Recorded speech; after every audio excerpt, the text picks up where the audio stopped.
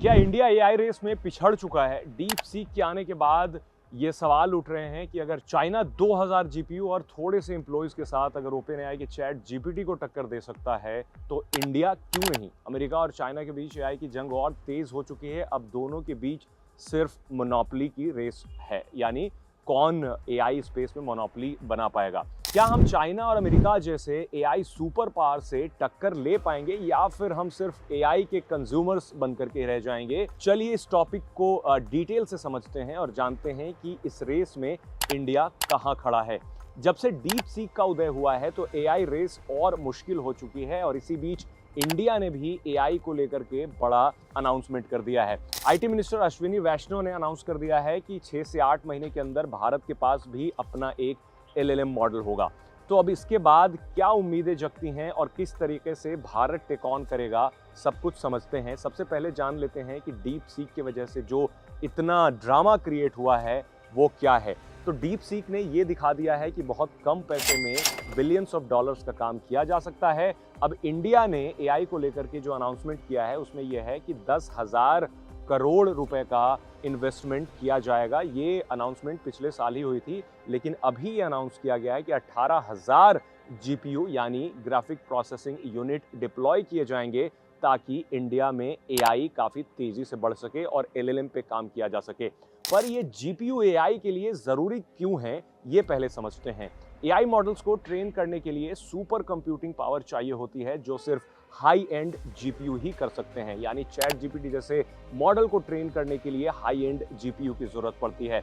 China का deep seek AI भी Nvidia के ही जीपीयू पे ट्रेन किया गया है, लेकिन वो लो कॉस्ट जीपीयू थे क्योंकि यूएस ने चाइना पे रिस्ट्रिक्शन लगा रखी है कि यूएस का कोई भी एआई चिप चाइना एक्सपोर्ट नहीं किया जा सकता है। यूएस एक्सपोर्ट बैन इंडिया के लिए भी काफ़ी मुश्किल है। वजह यह है कि अमेरिका ने एडवांस्ड एआई चिपसेट पर एक्सपोर्ट बैन लगा रखे हैं। इसका मतलब यह है कि इंडिया सहित और 100 मुल्कों में अमेरिका जो है वो एआई चिपसेट एक्सपोर्ट नहीं करता है। चाइना पे भी ये बैन लगा है, बट चाइना ने अपने होम ग्रोन जीपीयू यूज़ किए और कुछ एनवीडिया के जीपीयू यूज़ किए। कुछ जीपीयू उन्होंने कहीं दूसरे कंट्री से इंपोर्ट किए। उसके बाद इन्होंने इतना बड़ा एलएलएम मॉडल बना लिया जिसका नाम है deep seek.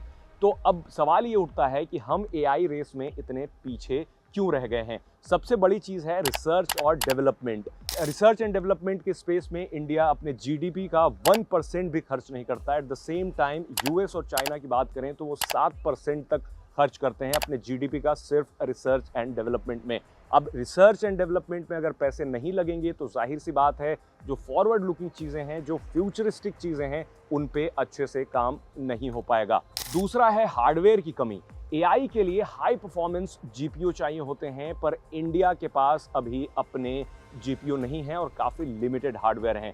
At the same time China ने रेस्ट्रिक्शंस के बावजूद एआई चिप डेवलप किए, कुछ इंपोर्ट कराया, उसके बाद हार्डवेयर पे काफ़ी काम किया, स्पेशली जीपीयू पे, और अब उसका रिजल्ट सामने है। चाइना डीप सीक लेकर के आ गया है। भारत का इंफ्रास्ट्रक्चर भी थोड़ा वीक है। यूएस और चाइना में एआई डेटा सेंटर्स और सुपर कंप्यूटर्स की भरमार है। इंडिया की बात कर लें तो इंडिया का इंफ्रास्ट्रक्चर डेवलप हो रहा है, पर वो भी स्केल उतना ज़्यादा नहीं है। 10,000 करोड़ का बजट रखा गया है इस चीज़ के लिए, आरएनडी के लिए, खासतौर पे एआई के लिए, बट देखना दिलचस्प होगा कि इससे क्या क्या और हो सकता है। अब रिसर्च और इनोवेशन की भी कमी भारत में देखने को मिलती है।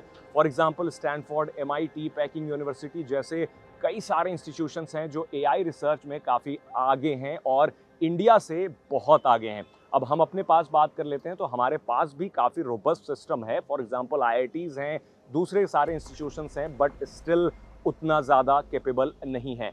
चौथी चीज़ यह है कि इंडिया का जो टैलेंट है वो इंडिया से बाहर चला जाता है। अगर एआई टैलेंट इंडिया में रहता तो हम आज शायद आगे होते। फॉर एग्जांपल सुंदर पिचाई जो गूगल के सीईओ हैं ले लीजिए, या फिर सत्य नडेला जो माइक्रोसॉफ्ट के सीईओ हैं। बहुत सारे जो जीनियस हैं इंडिया से जा चुके हैं, और परप्लेक्सिटी एआई के भी जो सीईओ हैं वो भी इंडियन ही हैं, बट वो भी यूएस जा चुके हैं। अब गवर्नमेंट और प्राइवेट जो इन्वेस्टमेंट होता है उसमें भी थोड़ी कमी है। फॉर एग्जांपल यूएस में गूगल, माइक्रोसॉफ्ट और ओपन एआई में बिलियंस ऑफ डॉलर्स इन्वेस्ट कर रहा है। चाइना में भी गवर्नमेंट एआई फर्म्स पे काफ़ी हेविली इन्वेस्ट कर रही हैं। बट इंडिया में जैसे इन्फोसिस, टीसीएस जैसी कंपनियां हैं, वहाँ एआई पर काम तो हो रहा है बट लैंग्वेज मॉडल पे ज़्यादा इनोवेटिव काम नहीं हो पा रहा है। यानी कंज्यूमर तो हम हैं एआई के, बट उसको कैसे एक्सप्लोर किया जाए, कैसे इस रेस को जीता जाए, उसमें हम बहुत पीछे रह गए हैं। छठा है कि डेटा सिक्योरिटी और रेगुलेशन। एआई के लिए सबसे बड़ी चीज होती है कि डेटा रेगुलेशन बहुत जरूरी है कि कहाँ का डेटा कहाँ जा रहा है। इंडिया में जो डिजिटल प्रोटेक्शन डेटा एक्ट है वो भी उतना ज़्यादा रोबस्ट नहीं दिखता है, जिसकी वजह से भी जो बाहर की भी कंपनियां हैं इंडिया में अपने सर्वर्स लगाने में थोड़ी सी झिझकती हैं, क्योंकि डेटा लोकलाइजेशन पे ज़्यादा काम नहीं हो पा रहा है। इवन दो सरकार ने कहा है कि जो अपना एलएलएम, इंडिया का एलएलएम बनेगा, उसका डेटा जाहिर सी बात है लोकली स्टोर किया जाएगा, प्लस इंडिया से रिलेटेड बहुत सारे कंटेंट उसमें रहेंगे। फॉर एग्जांपल इंडिया की बहुत सारी जो लैंग्वेजेस हैं उनका सपोर्ट दूसरे एआई में नहीं मिलता, बट गवर्नमेंट ने एलएलएम अनाउंस किया है, उसमें इंडियन लैंग्वेजेस का सपोर्ट आपको देखने को मिलेगा। भारत में एआई स्टार्टअप्स की भी कमी है। यूएस के पास ओपन एआई या फिर गूगल डीप माइंड जैसी कई सारी कंपनियां हैं जो स्पेशली एआई पे ही काम करती हैं। इंडिया का भी ओला ने कृत्रिम लॉन्च किया था, बट ऑलमोस्ट उसे फेल ही प्रोजेक्ट बताया जा रहा है, और ऐसा कोई भी कंपनी हमें नहीं देखने को मिलती है जो सिर्फ एआई पे काम कर रही है। तो इस वजह से भी इंडिया अभी फिलहाल ग्लोबल स्केल पे एआई स्पेस में कुछ खास नहीं कर पाया है। गवर्नमेंट पॉलिसीज में कुछ चेंजेस करने होंगे। यूएस और चाइना की बात कर लें तो 2017-18 में एआई स्ट्रेटेजी लॉन्च कर दी गई थी, बट इंडिया में लास्ट ईयर यानी 2024 में इंडिया एआई मिशन लॉन्च किया गया था। और ये डिले अगर थोड़ा नहीं होता, यानी पहले से ये काम किया जा रहा होता, तो शायद हम अच्छी स्थिति में होते।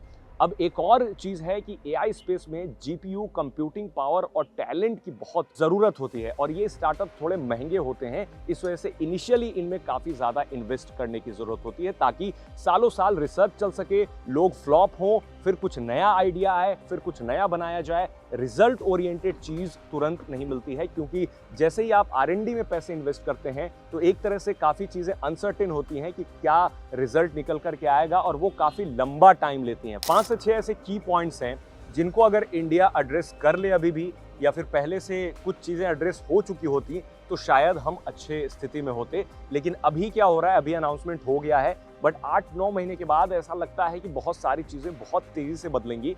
एग्जाम्पल मैं बता रहा हूँ कि डीप सीक 200 एम्प्लॉयज़ और 2000 जीपीयू के साथ पूरा यूएस का मार्केट डिस्टर्ब कर चुका है। लगभग $1.5 ट्रिलियन यूएस मार्केट से वाइप आउट हो चुके हैं। तो इसका आप अंदाजा लगा सकते हैं कि डीप सीक ने कितना ज़्यादा रेवोल्यूशन लाया है। अब सवाल उठता है कि भारत में जो ये सारी चीज़ें अनाउंस हुई हैं, ये कब से शुरू होंगी और इनका आउटकम कब से दिखने लगेगा। तो मंत्री ने बताया है कि 10 महीने तक आप इसका आउटकम देख पाएंगे, but at the same time जो काफ़ी समय से कंपनियां एआई स्पेस में लगी हुई हैं, हो सकता है कि नियर फ्यूचर वो भी अपने एआई स्ट्रेटेजी लॉन्च कर दें।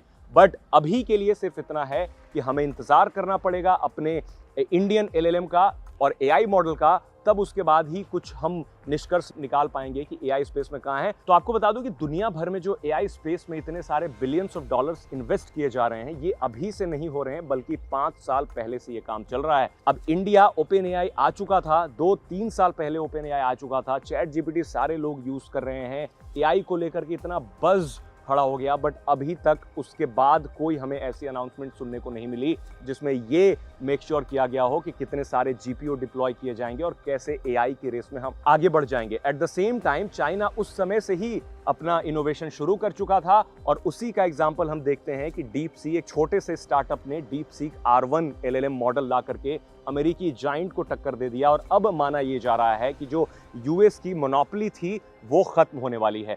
यूएस की मोनोपोली एक तरह से इंडिया के लिए भी काफ़ी नुकसानदेह है, क्योंकि जो यूएस में एआई चिप बनते हैं इंडिया में नहीं आ सकते। तो इंडिया को ये देखना पड़ेगा कि कहाँ से इतने सारे जीपीयूज को प्रोक्योर किया जाए, और हाई एंड जो चिपसेट हैं, एआई चिपसेट, इंडिया कहाँ से मंगाती है ये देखना दिलचस्प होगा, क्योंकि बहुत लिमिटेड रिसोर्सेज में इंडिया को भी इसमें काम करना पड़ेगा, क्योंकि इंडिया के पास अपना जीपीयू नहीं है और दूसरी कंट्रीज के पास भी उतने जीपीयू नहीं है एक्सेप्ट अमेरिका। एनवीडिया यूएस की ही कंपनी है और $650 बिलियन उनके वाइप आउट हो गए सिर्फ इस वजह से, क्योंकि एक छोटी सी कंपनी ने उन्हें रियलिटी चेक दे दिया। रियलिटी चेक ये कि आप जो काम मिलियंस ऑफ डॉलर्स में कर सकते हैं उसके लिए बिलियंस ऑफ डॉलर्स क्यों इन्वेस्ट करने हैं।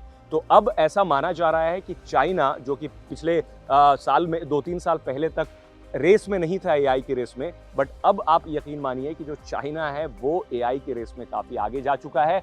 सिर्फ डीप सीक ही नहीं बल्कि किमी एआई और उस तरह के बहुत सारे एलएलएम मॉडल्स अब आ चुके हैं जो चैट जीपीटी से सीधे टक्कर ले रहे हैं, और चैट जीपीटी को यानी ओपन एआई को इस वजह से अपनी पॉलिसीज में भी काफ़ी बदलाव करना पड़ रहा है। तो आप हमें कमेंट में बताएं कि आप इंडिया को इस रेस में कहां देखते हैं। कहने के लिए इंडिया वैसे तो तीसरे नंबर की जीडीपी है, US, China and then India, but जो जीडीपी का खर्च करना चाहिए आरएनडी पे जितना चाइना और यूएस कर रहे हैं, अनफॉर्चुनेटली इंडिया फिलहाल उतना नहीं कर रहा है। हो सकता है कि अगर अपने बजट का अगर 2 से 3% इंडिया खर्च करने लगे तो शायद काफ़ी सारी चीज़ें बदल सकती हैं, क्योंकि फिर लोग इंडिया से बाहर नहीं जाएंगे, लोगों को पैसे की दिक्कत नहीं होगी। जो एआई माइंड्स हैं, जो इंडिया में एआई पे लोग काम कर रहे हैं, वो इंडिया में ही रहकर काम करेंगे। तो हम हो सकता है कि अगले कुछ साल में इस एआई के रेस में थोड़ा सा आगे बढ़ पाएं, बट ऑलरेडी हम काफ़ी पीछे हो चुके हैं। कमेंट में आप बताएं आपका क्या ओपिनियन है इस चीज़ को लेकर के, कि आपको क्या लगता है कि इंडिया एआई के रेस में कहाँ टिका है।